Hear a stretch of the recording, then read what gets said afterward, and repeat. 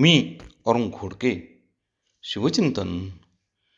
औरंगजेबाच्या राज्यकाळाचा वस्तुनिष्ठ इतिहास अनेक इतिहासकारांनी जपला आहे.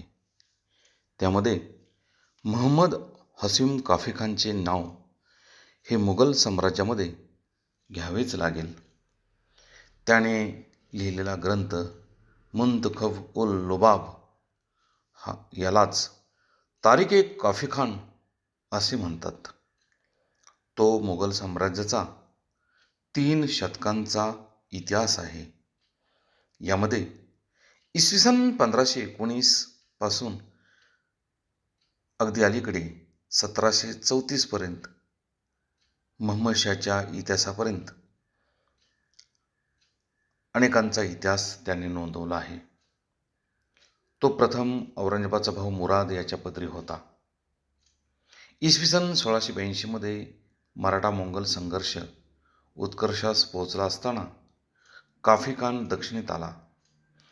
त्याने आपल्या निकालात मराठ्यांच्या विषयी अनेकदा तीव्र टीका केली, परंतु छत्रपती शिवाजी महाराजांच्या बद्दल त्यांचे शौर्य, नीतिमत्ता आणि राज्यकारभारातील अद्वितीय प्रज्ञेचे त्याने मात्र वर्णन अत्यंत तेजस्वी आणि मुक्त कंठाने अप्रतिम केले आहे.